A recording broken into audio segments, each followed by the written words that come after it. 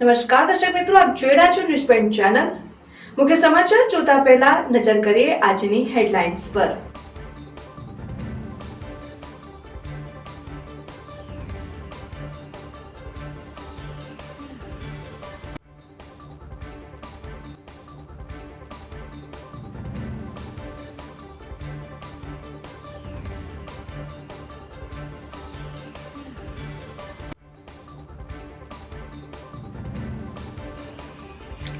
ફરી શિક્ષકો બન્યા બેજવાબદાર। થરાની ઓગટ પ્રાથમિક શાળાના બાળકોની જોખમી મુસાફરીનો વધુ એક વિડીયો થયો વાયરલ।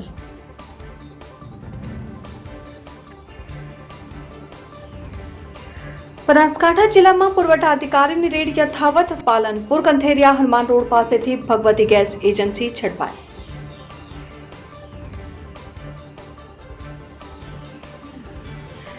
ડીસા માર્કેટયાર્ડમાં પેઢીમાં આગ લાગતા અફડાતફડી સર્જાઈ।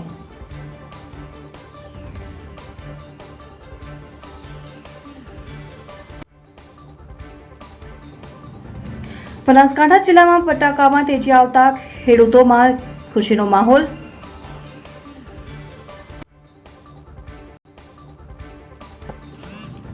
પાલનપુર પાલિકા ખાતે કારોબારીની બેઠક યોજાઈ। કારોબારી બેઠકમાં 2024-25નું અંદાજપત્ર રજૂ કરાયું। હવે જોઈએ મુખ્ય સમાચાર વિગતવાર। ફરી એકવાર બનાસકાંઠા જિલ્લામાં શિક્ષકોની બેદરકારીના કારણે જોખમી મુસાફરી કરતા બાળકોનો વધુ એક વિડીયો વાયરલ થયો છે। અગાઉ પણ બાબરની કપરોપુર શાળાના બાળકોનો જોખમી મુસાફરી કરતો વિડીયો વાયરલ થયો હતો, જે બાદ જિલ્લા શિક્ષણાધિકારી કડક પગલાં લઈને શાળાના આચાર્યને નોટિસ આપીને ખુલાસો માંગ્યો હતો અને કોઈપણ શાળાએ મંજૂરી વિના પ્રવાસનું આયોજન ન કરવા કડક સૂચના પણ આપી હતી। જોકે આ સૂચનાની કાર્યવાહીની શિક્ષકોમાં કોઈ જ ડર ન હોય અને જિલ્લા શિક્ષણાધિકારીના આદેશને શિક્ષકો કંઈ જ ન માનતા હોય તેવા દ્રશ્યો ફરી એકવાર સામે આવ્યા છે। કાંકરેજ તાલુકાના થરાની ઓગળ પ્રાથમિક શાળાના 25 બાળકોને એક નાનકડા ટેમ્પામાં ઊભા રાખીને પાલનપુર સેમિનારમાં લાવ્યા હોવાનો ફરી એક વિડીયો સામે આવ્યો છે। જોકે થરાથી પાલનપુરનું અંદાજિત 80 થી વધુ કિલોમીટરનું અંતર છે, જેમાં બાળકોને નાનકડા ટેમ્પામાં ઊભા રાખીને લાવવામાં આવ્યા હતા, જેથી સમજી શકાય છે કે બાળકોની શું પરિસ્થિતિ હશે। જે શિક્ષકો શિક્ષણના પાઠ ભણાવે છે તે કેમ ભૂલી જાય છે ને આટલા દૂર એક નાનકડા ટેમ્પામાં બાળકોને જોખમી રીતે લઈ જવા કેટલું યોગ્ય છે? જો કોઈ દુર્ઘટના બને તો જવાબદાર કોણ? હજુ વડોદરાની હરણી તળાવની દુર્ઘટના આપણા માનસ પટ પરથી ભૂલાય તેમ નથી ને તે નાના ભૂલકાઓ આ દુનિયામાં નથી, પરંતુ આટલી મોટી ઘટનાથી આપણે શું શીખ લીધી એ સૌથી મોટો સવાલ છે। જ્યારે જે ભણી ગણીને આપણા ભારતના ભવિષ્ય સમા એવા બાળકોને શિક્ષણના પાઠ શીખવે છે તે આટલા બેજવાબદાર કેવી રીતે બની શકે? પાલનપુરમાં પ્રવેશ કરતા એરોમાં સર્કલ ખાતે ટ્રાફિક પોઈન્ટ છે, તેમ છતાં આ ટેમ્પાને કોઈએ રોક્યો કેમ નહીં? ટેમ્પો ચાલક પણ બેખૌફ ટ્રાફિકના નિયમોને નેવે મૂકીને આ રીતે એરોમાં સર્કલથી નીકળે છે, છતાં ટ્રાફિક પોઈન્ટ પર હાજર કોઈ કર્મચારી દ્વારા કાર્યવાહી નથી કરાઈ। ત્યારે ટ્રાફિક પોલીસ પણ અનેક સવાલો હાલ ઉઠી રહ્યા છે। ત્યારે હવે જોવી રહ્યું કે આ વિડીયો સામે આવ્યા બાદ જિલ્લા શિક્ષણાધિકારી કેવા પગલાં લેશે કે પછી આ રીતે જ બાળકોના જીવ સાથે શિક્ષકો ખેલતા રહેશે। કઈ સ્કૂલમાંથી આવો તમે? કઈ સ્કૂલમાંથી આવો? હા, ઓગળ વિદ્યા મંદિર। કયા તાલુકાની? કાંકરેજ તાલુકા। હા, કાંકરેજ તાલુકા। કેટલા વિદ્યાર્થી ભર્યા અંદર? તમને ખબર વિદ્યાર્થી કોઈ થાય તો શું થાય? કેટલા વિદ્યાર્થી પરમિટ આપ? કઈ સ્કૂલમાંથી આવો? ડીસામાં બનાસ નદી પર ચેકડેમ બનાવવા માટે તંત્ર દ્વારા સર્વેની કામગીરી હાથ ધરાઈ। સિંચાઈ વિભાગ અને ભૂમિ કન્સલ્ટ દ્વારા નદીમાં 9 કિલોમીટર સુધીમાં સર્વેની કામગીરી હાથ ધરાઈ। ડીસા સહિત આજુબાજુના વિસ્તારમાં છેલ્લા ઘણા વર્ષોથી પાણીના તળ દિવસે ને દિવસે ઊંડા જઈ રહ્યા છે, તેને કારણે ખેડૂતોની સિંચાઈની સમસ્યામાં દિન પ્રતિદિન વધારો થઈ રહ્યો છે। બનાસ નદીમાં પાણીના તળ જળવાઈ રહે તે માટે ડીસાના ધારાસભ્ય પ્રવીણ માળીએ સરકારમાં રજૂઆત કરી હતી। તેના ઉપાય માટે ધારાસભ્યએ ડીસા પાસે બનાસ નદીમાં ચેકડેમ બનાવવામાં આવે તો પાણીનો સંગ્રહ થાય ને તેનાથી પાણીના તળ જળવાઈ રહેતા ખેડૂતોની સિંચાઈમાં પડતી તકલીફનો ઘટાડો થઈ શકે તેવી રજૂઆતને પગલે સરકારે હવે બનાસ નદી ઉપર ચેકડેમ બનાવવા માટે સર્વેની કામગીરી હાથ ધરી છે। સિંચાઈ વિભાગ અને ભૂમિ કન્સલ્ટ નામની એજન્સીની સંયુક્ત ટીમ બનાસ નદી ઉપર પહોંચી સર્વેની કામગીરી શરૂ કરી છે અને આ ટીમ આગામી 8 થી લઈને 10 દિવસ સુધી બનાસ નદીમાં 9 કિલોમીટર સુધીના વિસ્તારમાં સર્વે કરશે, જેમાં બનાસ નદીના બંને કાંઠાનો વિસ્તાર, સોઇલ ટેસ્ટિંગ સહિત અલગ અલગ બાબતોની તપાસ કરવામાં આવશે। સર્વે કર્યા બાદ તેનો રિપોર્ટ સરકારમાં રજૂ કરાશે અને ત્યારબાદ આ રિપોર્ટમાં આધારે ચેકડેમ બનાવવા માટેની પ્રક્રિયા હાથ ધરાશે। ઉલ્લેખનીય છે કે બનાસ નદીમાં ચેકડેમ બનાવવામાં આવે તો ઘણી વખત ચોમાસામાં જે પાણી વહી જતા પાણીનો સંગ્રહ થઈ શકે અને પાણીનો સંગ્રહ થતાં ડીસા પંથકમાં પાણીના તળ જળવાઈ રહે, તેથી ડીસા અને આસપાસના વિસ્તારોમાં ખેડૂતોને સિંચાઈ માટે અને લોકોને પીવાના પાણીની સમસ્યા દૂર થઈ શકશે. ડીસા તાલુકાના ધારાસભ્ય જે પરવીણભાઈ માળીના અથાગ પ્રયત્નોથી જે ચેકડેમનું સર્વેની કામગીરી ચાલુ કરી છે એમનો હું બહુ આભાર માનું છું પહેલાં તો પરવીણભાઈનો. અને જે ચેકડેમ બને તો એમાં પાણીના તળ ઊંચા આવે. પાણીના તળ ઊંચા આવવાથી ખેડૂતોને જે આર્થિક બોજ પડે છે, કોલમો નાખવાની, ઇલેક્ટ્રિકને મોટરનો બળી જવાનો ખર્ચો, એ ખર્ચો પણ બચી જાય. બીજું એની સાથે કે આ સર્વેની કામગીરી તો ચાલુ કરી છે, પણ સર્વેની કામગીરી ચાલુ કરી અને એનું તાત્કાલિક યુદ્ધના ધોરણે સર્વે કરી અને લીગલી પરમિશન લઈને એનું બજેટ બહાર પાડી અને એનું કામ ચાલુ તાત્કાલિક થાય એવી અમારી માગણી છે. કેમ કે જે ચૂંટણી આવે છે, ચૂંટણીના હિસાબે ખેડૂતોને ખાલી રાજી રાખવા માટેના પ્રયત્નો હોય તો એ તમારા મગજમાંથી કાઢી નાખજો અને સત્વરે કામ ચાલુ થાય, એ જ અમારી માગણી છે. અત્યારે સમાચાર એવા મળ્યા છે કે ડીસા બનાસ નદી ઉપર ચેકડેમ બનાવવાનું કામ ચાલુ કર્યું છે. ભારતીય કિસાન સંઘની માંગણી તો છેલ્લા 5-6 વર્ષથી હતી જ કે ભાઈ ચેકડેમ બનાવો અને ડીસા તાલુકાના જે તળ નીચા જાય એમને બચાવો. પણ અત્યારના સંજોગોમાં જે ધારાસભ્યશ્રીએ રસ લીધો અને પ્રવીણભાઈ માળીએ જે રસ લીધો અને સરકારશ્રીમાં રજૂઆત કરી, અમારી બી રજૂઆત હતી અને એમણે જે મંજૂર કરાવ્યું એમાં પણ અમે ભારતીય કિસાન સંઘ ખુશ છીએ. પણ અમારી માગણી એવી છે કે આ કામ મજબૂત અને સારી અને ઝડપી રીતે ચોમાસા પહેલાં પૂરું થાય તો ડીસા તાલુકાના અનેક કાંઠા વિસ્તારના ગામડાઓને ફાયદો થાય, તળ ઊંચા આવશે, એનાથી મોટો ફાયદો થશે. અને જે આવું કામ કંઈક કર્યું છે એ બહુ સરસ છે. અને અમારી તો માગણી એવી છે કે 4-5 કિલોમીટર કદાચ બનાવે તો સારું છે, પણ છતાં એમને યોગ્ય લાગે સર્વે કરી અને સારી રીતે અને યોગ્ય લાગે એ રીતે યોગ્ય જગ્યાએ બનાવે અને એનો સંગ્રહ થાય એવું મારી માગણી છે અને એમાં અમે ખુશ છીએ ભારતીય કિસાન સંઘ. બનાસકાંઠા જિલ્લામાં પુરવઠા અધિકારીની રેડ યથાવત રહી છે, ત્યારે આજે એક વધુ રેડ કરીને ગેસના બોટલો જપ્ત કરી કાર્યવાહી કરવામાં આવી. ગેરકાયદેસર ગેસ ભરેલ 18 અને 27 ખાલી બાટલા ઝડપી પાડ્યા હતા. ભગવતી ગેસ ગોડાઉનમાંથી ગેરકાયદેસર બાટલા ઝડપાયા. ગોડાઉન બાજુમાં પ્રાથમિક શાળાને રહેણાંક વિસ્તારમાં ચાલતું હતું. ગેસ ગોડાઉન પુરવઠા વિભાગે ગેરકાયદેસર બાટલા કબજે કરીને કાર્યવાહી હાથ ધરી છે. છેલ્લા કેટલાક સમયથી બનાસકાંઠા પુરવઠા વિભાગ દ્વારા ગેરકાયદેસર પ્રવૃત્તિઓ કરનાર સામે લાલાક કરી છે. પાલનપુરના વડલીવાડા વિસ્તારમાં જિલ્લા પુરવઠા અધિકારીએ બાતમીના આધારે ગેરકાયદેસર ગેસ બાટલાના ગોડાઉન પર રેડ કરી 45 જેટલા ગેરકાયદેસર બાટલા ઝડપી પાડ્યા હતા. ભગવતી ગેસ ગોડાઉનમાં રિલાયન્સ કંપનીના ગેરકાયદેસર બાટલા રાખીને વેચાણ કરાતું હતું. ગેસ બાટલા ગોડાઉન નજીક રહેણાંક વિસ્તાર અને સ્કૂલ પણ આવેલી છે, ત્યારે ગેરકાયદેસર રીતે ગેસ બાટલા ગોડાઉનમાં રેડ કરી પુરવઠા વિભાગે 18 જેટલા ભરેલા બાટલા અને 27 બાટલા ખાલી મળીને કુલ 45 બાટલા સાથે લોડિંગ રિક્ષા કબજે લઈને સંચાલક વિપુલ રાવલ સામે કાર્યવાહી હાથ ધરી છે. દિયોદરની સંસ્કૃતિ વિદ્યાલય શાળાના 2023-24ના ધોરણ 10માં અને 12માં અભ્યાસ કરતા વિદ્યાર્થીઓનો દીક્ષાંત સમારોહ કાર્યક્રમ યોજાયો. દિયોદર સંસ્કૃતિ વિદ્યાલય ખાતે દીક્ષાંત સમારંભ પ્રસંગે મહેમાનોનું સ્વાગત ગીત સહિત શાલ ઉડાડીને સન્માનિત કરાયા અને આ પ્રસંગે શાળાના ટ્રસ્ટી નસીરખાન મલિકે પ્રસંગ અનુરૂપ શાળાના વિદ્યાર્થીઓ, શાળાના કાર્યક્રમો, ઉપસ્થિત મહેમાનો અને વાલીઓને આવકાર્યા હતા. અને સંસ્કૃતિ વિદ્યાલયના ધોરણ 10 અને 12ના દીક્ષાંત લઈ રહેલા વિદ્યાર્થીઓ બાળકોએ શાળાના અભ્યાસકાળ દરમિયાન થયેલા સંસ્કારો અને વિદ્યા અભ્યાસકાળ દરમિયાન શાળાના શિક્ષકોએ આપેલા જ્ઞાનનું વિદ્યાર્થીઓએ પોતાના અનુભવો વ્યક્ત કર્યા હતા. અને શાળાના ટ્રસ્ટીગણ અને શાળાના શિક્ષકોનો આભાર સાથે કાયમ ઋણી રહેશે.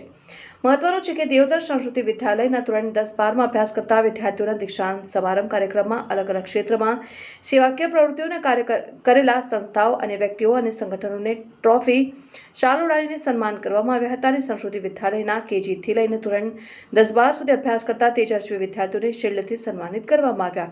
શાળામાં દીક્ષાંત લઈ રહેલા વિદ્યાર્થીઓને દિયોદર ડીવાયએસપી રીટી ગોહિલ અને શાળાના ટ્રસ્ટી નસીરખાન મલિક, બનાસકાંઠા રાવણા રાજપૂત સમાજના પ્રમુખ અમરતભાઈ ભાટી, GKTSના મંત્રી મુકેશભાઈ ઠાકોર, આંજણા હિન્દવાની યુવક મંડળના પ્રમુખ અને લાયન્સ ક્લબ દિયોદરના મંત્રી જામાભાઈ પટેલ, વિશ્વાસ હોસ્પિટલના ડોક્ટર રોહિતભાઈ નાડોદા, ઓર્થો ડોક્ટર અનિક પુરોહિત, પૂર્વ તાલુકા પંચાયત કારોબારી ચેરમેન મંજીભાઈ જોશી, ભદ્રેશસિંહ રાઠોડ, ભરતભાઈ જોશી, મહાનુભાવ સહિત સાંસ્કૃતિક વિદ્યાલયના ટ્રસ્ટીઓ, વાલીઓ, વિદ્યાર્થીઓ ઉપસ્થિત રહીને કાર્યક્રમને સફળ બનાવ્યો હતો.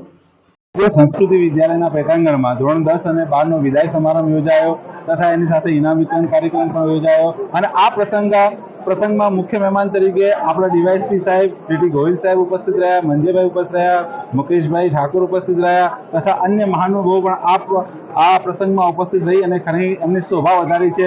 આવનારા ભવિષ્યની અંદર ધોરણ 10 અને 12ના સંસ્કૃતિ વિદ્યાલયના બાળકો આગળ વધે, ખૂબ એમની પ્રગતિ થાય અને એ ઘણા સફળતાના શિખરો સિદ્ધ કરે એવા આશીષ આપવા માટે ઘણા મહાનુભાવો અહીંયા વધારી અને અમારી સંસ્કૃતિ વિદ્યાલયની એક પાવન ધરા ઉપર ખરેખર એમને ખૂબ જ પ્રોત્સાહન આપી અને બાળકોનો એક હોસલા અને આજે સંસ્કૃતિ વિદ્યાલય દિયોદર દ્વારા વર્ષ 2023 અને 24ના વિદ્યાર્થીઓનો દીક્ષાંત સમારોહ યોજાયો હતો, જેમાં અધ્યક્ષતામાં ડીટી ગોહિલ સાહેબ ડીવાયએસપી છે તેઓ પણ પધાર્યા હતા. તેમના આશીર્વાદ તેમણે અમારા ધોરણ 10 અને ધોરણ 12ના દીક્ષાંત સમારોહમાં આપ્યા હતા અને અમને સંસ્કૃતિ વિદ્યાલય દિયોદર તરફથી વિવિધ પ્રકારના જ્ઞાન અને સંસ્કાર જે મળ્યું છે તેના માટે અમે હર હંમેશ ઋણી રહીશું અને હર હંમેશ અમે સંસ્કૃતિ માટે દરેક કાર્ય કરવા માટે તત્પર રહીશું અને સંસ્કૃતિએ અમને આટલું મોટું જે ભવ્ય આયોજન કરી અને અમારું સન્માન કર્યું છે તે પણ અમે ક્યારે ભૂલી શકીશું નહીં. બસ અસ્તુ, જય હિન્દ, જય ભારત.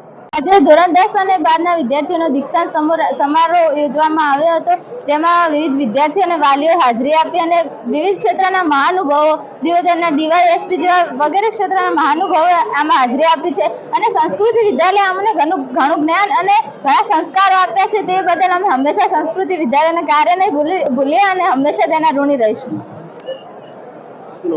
પ્રાચી. ભાભર તાલુકાની ચેબુઆ માઇનોર કેનાલમાં પાણી પૂરતું ન મળતા ખેડૂતો બન્યા ઉગ્ર. ભાભર તાલુકાની ચેમ્બુઆ માઇનોર કેનાલમાં પૂરતું પાણી ન મળતા આજે મોટી સંખ્યામાં ખેડૂતો કેનાલ ઉપર એકઠા થઈને પૂરતું પાણી ન મળે તો ચૂંટણીનો બહિષ્કાર કરવાના સૂત્રોચ્ચાર કર્યા હતા.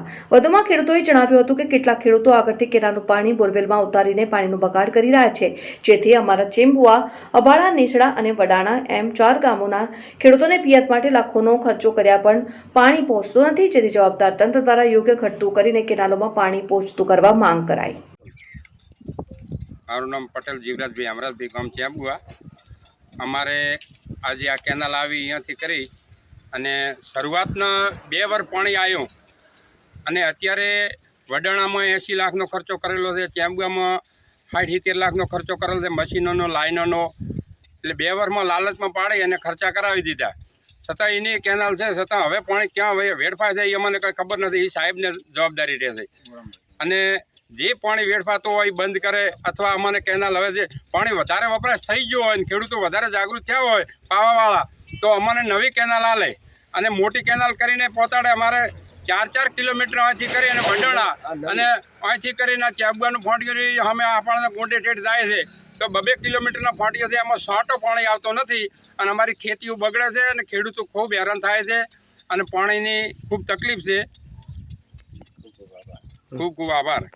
હું નેસડા માળી સોમાજી કાળાજી માળી બોલું છું. અત્રે જણાવું છું કે અત્યારે અમે 4 ગામોના નેસડા, ચેમ્બુઆ, અબાસણા ને વડોણા 4 ગામોના 31 ખેડૂતો ભેગા થઈ આ સરકારશ્રીને રજૂઆત કરીએ છીએ. અમારે આ છેલ્લા 5 વર્ષથી પાણી બિલકુલ મળતું નથી. આખી રાત ઉજાગરા કરો છો, રાતે ભફોડમ હોઈ રહ્યો છો, સવારમાં બિલકુલ છોટો પાણી મળતું નથી. તો જવાબદારી સરકારશ્રીની રહેશે. અત્યારે જો ઇલેક્શન ચૂંટણી જાહેર થઈ ચૂકી છે, જો અત્યારે તમે અમને પાણીની વ્યવસ્થા નહીં કરો તો અમે 4 ગામમાં સદંતર વોટનો બહિષ્કાર કરીશું. વંદે માતરમ, જય ભારત. સરકારશ્રીને આ ચૂંટણીઓ આવી પણ હવે અમે ચૂંટણીમાં 4 ગામ બિલકુલ બહિષ્કાર કરશે. કોઈ ચૂંટણીમાં બૂથ પણ નહીં આવવા જ્યાં આ ત્યાં સુધી અમારો નિકાલ નહીં આવે એવી અમારી ખાસ રજૂઆત છે. 4 ગામના પ્રતિનિધિ તરીકે હું રજૂઆત કરું છું. 55 બોરામાં પાણી જાય છે અને બોરામ ઉતારે આવી રીતે ત્યાંથી પાણી પૂરું પડે. હા, આ સરકારશ્રીની જવાબદારી છે, ખેડૂતોની નથી. સરકારને આવો કાનૂન કરી અને બધાને અધિકાર આપવો પડે. દરેકનો પાણીનો હક છે. અમારા જમીનના પૈસા કપાણા છે, અમારા પણ અમારી જમીનો એમની બરબાદ થઈ ગઈ છે અને પૈસા અમે અમારી જમીનો કપાણી તો અમારે પાણી ના આવતો તો અમારે શું કરવાનું હવે? ખૂબ ખૂબ આભાર. ડીસા માર્કેટ યાર્ડની એક પેઢીમાં આગ લાગી હોવાની ઘટના સર્જાઈ છે. મંદિરમાંથી સળગતો દીવો નીચે ગાદલા ઉપર પડતા જ આગ લાગતા અફડાતફડી મચી. સદસ્યએ તાત્કાલિક આગ ઉપર કાબુ મેળવવા લાખો રૂપિયાનું નુકસાન થતા અટકી ગયું.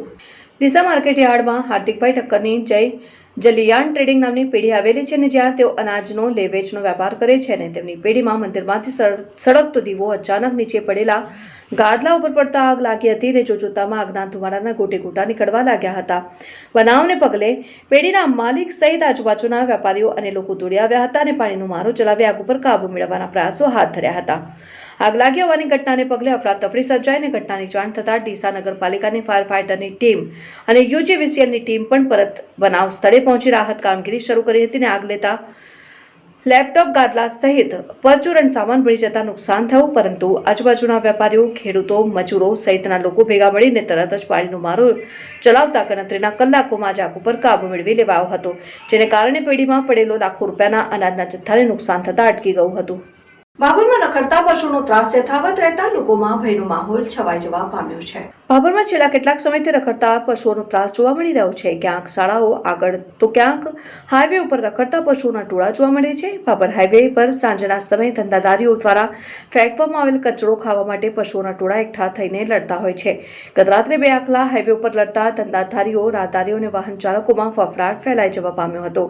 આ બંને આખલાઓના યુદ્ધમાં જો કોઈ અડફેટે આવી જાય તો તેનો ખુરદો બોલાઈ જાય તેવા દ્રશ્યો સર્જાયા હતા. લોકોએ પાણીનો મારો ચલાવીને બંને આખલાઓને છૂટા પાડ્યા હતા. આમ જો જવાબદાર તંત્ર દ્વારા આવા રખડતા પશુઓને યોગ્ય જગ્યાએ ખસેડવામાં નહીં આવે તો ભવિષ્યમાં જાનહાનિ થવાની શક્યતાઓ સેવાઈ રહી છે. લોકોમાં આવા પશુઓથી ભય છવાઈ જવા પામ્યો છે. બટાકાના ભાવમાં તેજીથી ખેડૂતો ખુશખુશાલ. 10 વર્ષ બાદ ખેડૂતોને સિઝનમાં સારા ભાવ મળ્યા. ડીસામાં 13 વર્ષ અગાઉ જે બટાકા રોડ ઉપર ફેંકવામાં આવ્યા હતા તે જ બટાકાનો ભાવ હવે આસમાને પહોંચતા ખેડૂતોના ચહેરા ઉપર ખુશી છલકાઈ રહી છે. 10 વર્ષ બાદ સિઝનમાં ખેડૂતોને સારા ભાવ મળ્યા છે અને આ ભાવ આગામી સમયમાં પણ જળવાઈ રહે તેવું ખેડૂતો ઈચ્છી રહ્યા છે. દેશભરમાં બટાકાના હબ બનેલા ડીસામાં 65,000થી વધુ હેક્ટર જમીનમાં બટાકાનું વાવેતર થયું હતું.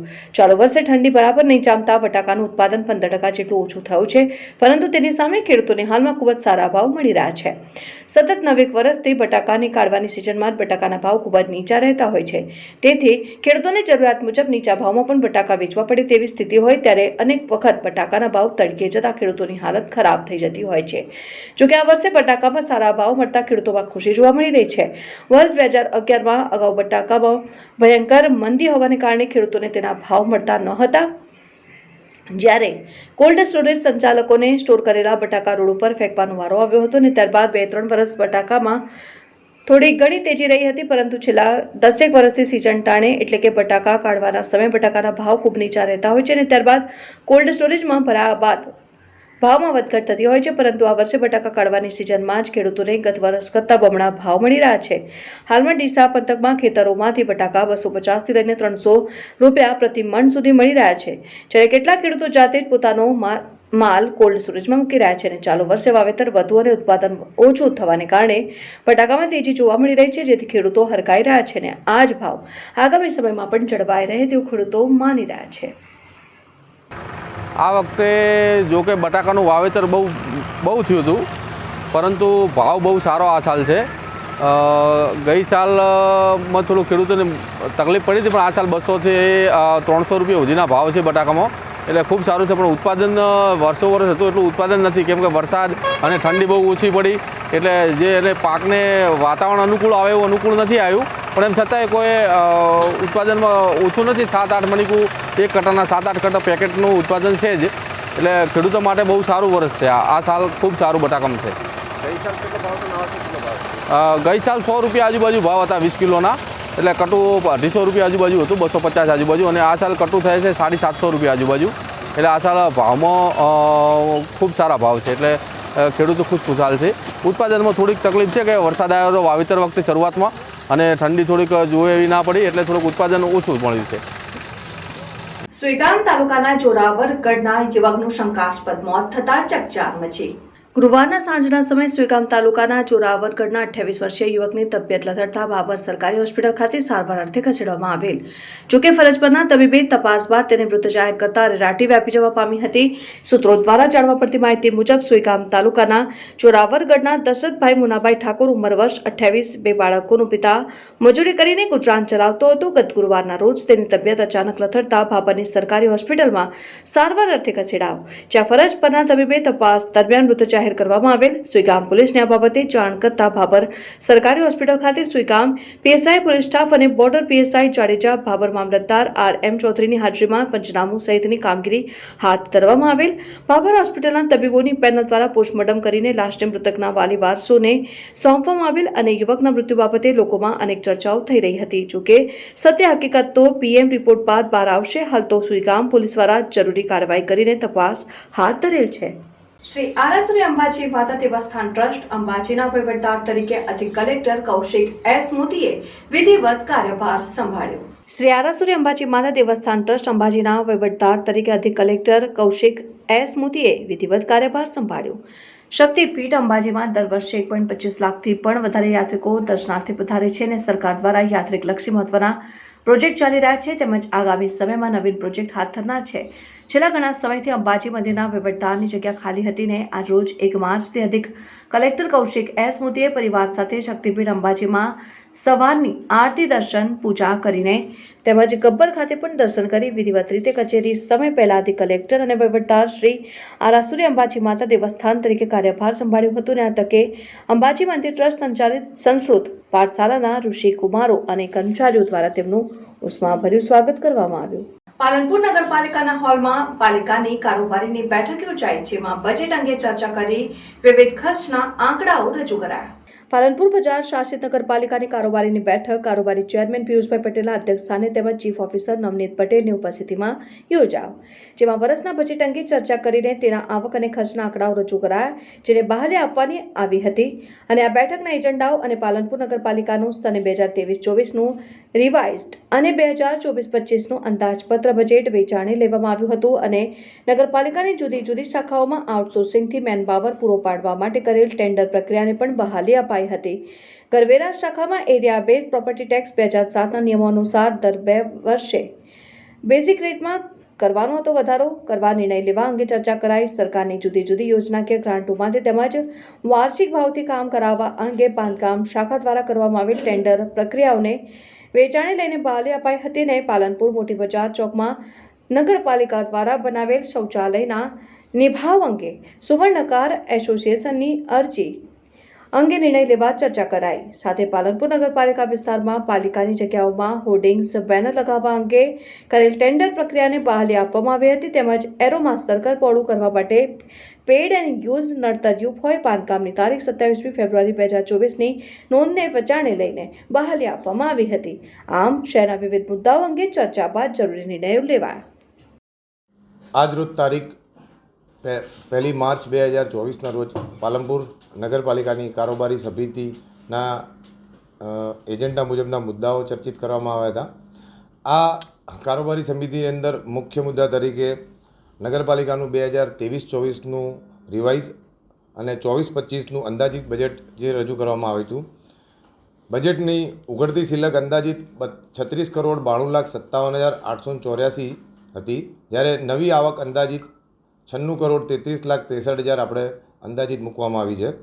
વર્ષ દરમિયાન ખર્ચની આવક આપણે 1,01,33,50,000 મૂકવામાં આવી છે અને બંધ શિલક 31,92,70,884 કરવામાં આવી છે. આ સાથે સાથે આપણે બીજા જે મુદ્દાઓ હતા એમાં પાલનપુર નગરપાલિકાને આઉટસોર્સિંગથી જે મેન પાવર પૂરો પાડવા છે એક મુદ્દો એ પણ લેવામાં આવ્યો છે. એરિયા બેઝ ઘરવેરા શાખાની અંદર જે દર 2 વર્ષે સરકારના નિયમ મુજબ જે વધારો કરવામાં આવે છે 10%નો, એનો એક મુદ્દો પણ આપણે ચર્ચિત કરી અને એ મુદ્દાને બહાલી આપવામાં આવી છે. જુદી જુદી ગ્રાન્ટોમાં બાંધકામ શાખામાંથી આવેલા જુદી જુદી ગ્રાન્ટોને આજે જે ટેન્ડર પ્રક્રિયા કરી અને જે સૌથી નીચા ભાવે લોઅર રેસ્ટે જે કંપનીઓ એજન્સીઓ આવેલી છે એ લોકોને પણ આજે વર્ક ઓર્ડર ઇસ્યુ કરીને એમને બહાલી આપવામાં આવી છે. પાલનપુર હદ વિસ્તારની અંદર આવેલા હોલ્ડિંગ બોર્ડ્સનું ટેન્ડર પ્રક્રિયા કરવામાં આવી હતી અને જુદા જુદા વિસ્તારોમાં જે હોલ્ડિંગ બોર્ડ્સ પાલનપુર નગરપાલિકા દ્વારા લગાવવામાં આવે છે એની ટેન્ડર પ્રક્રિયા પૂર્વ કરવામાં આવી છે. ચેર તરફથી આપણે પાલનપુર નગરપાલિકાની અંદર આવેલા વિસ્તારની અંદર આવેલા બગીચાઓ માટે જે બગીચાઓની નિભાવણી માટે સખી મંડળોને સોંપવામાં આવે છે એની પણ સરકાર તરફથી જે ગાઈડલાઇન્સ અને ગ્રાન્ટ આવવાની છે એ પણ મુદ્દો આપણે કરી અને કારોબારીએ બહાલી આપવામાં આવી હતી. લોન લઈને પૈસા ન ચૂકવાતા થાનેરાના શખ્સને 1 વર્ષની સજા. ડીસા કોર્ટે ચેક રિટર્ન કેસમાં કડક કાર્યવાહી હાથ ધરી. ડીસામાં એક ફાઇનાન્સ કંપનીમાંથી વાહન માટે લોન લઈને નાણાં ભરપાઈ ન કરાતા કંપનીએ કરેલા ચેક રિટર્ન કેસમાં નામદાર કોર્ટે આરોપીને 1 વર્ષની સાદી કેદની સજા ફટકારી છે. ચૂકવવાની રકમ 30.50 લાખ રૂપિયા 1 મહિનામાં ન ચૂકવે તો વધુ 3 માસની સજા કરવાનો હુકમ કર્યો છે. ડીસાના રાણપુર રોડ ઉપર શ્રીરામ ટ્રાન્સપોર્ટ ફાઇનાન્સ કંપની આવેલી છે, જે કંપની વાહન ઉપર લોન આપે છે અને ધાનેરા તાલુકાના શેરગઢ ધરણોધર ગામના સેંધાભા દુધાજી પટેલે ટાટા એલપીટી ગાડી નંબર GJ02Z2345 માટે લોન લીધી હતી, પરંતુ લોન લીધા બાદ તેની રકમ ભરપાઈ ન કરાતા કંપનીના કર્મચારીઓ દ્વારા ઉઘરાણી કરતા તેમણે 2 ચેક આપ્યા હતા, જે ચેક બેંકમાં નાખતા પૂરતી રકમ ન હોય ચેક રિટર્ન થયા હતા, જેથી કંપનીના લીગલ ઓફિસર કમલેશભાઈ લોથાએ ડીસાની એડિશનલ ચીફ જ્યુડિશિયલ મેજિસ્ટ્રેટની કોર્ટમાં ચેક રિટર્નની કલમ 138 મુજબ કેસ દાખલ કર્યો હતો, જે કેસ કોર્ટમાં ચાલી હતી અને ફરિયાદીના વકીલ શ્રી વિજય જોશીની ધારદાર રજૂઆત અને પુરાવાઓને ધ્યાનમાં રાખીને કોર્ટના મેજિસ્ટ્રેટ યોગેશ પટેલે આરોપી સિંધાભાઈ દુધાજી પટેલને 138ના ગુનામાં તકસીરવાન ઠેરવીને 1 વર્ષની સાદી કેદની સજા કરી છે. સાથે જ ચેકની રકમ 30.50 લાખ 30 દિવસમાં ચૂકવવા આદેશ કર્યો છે. જો રકમ ન ચૂકવે તો વધુ 3 માસની સાદી કેદની સજા ફટકારી છે. દર્શકો, આ હતા અત્યાર સુધીના સમાચાર. હવે પછીના નવા સમાચાર સાથે ફરી મળીશું. ત્યાર સુધી જોતા રહો ન્યૂઝ પોઈન્ટ ચેનલ.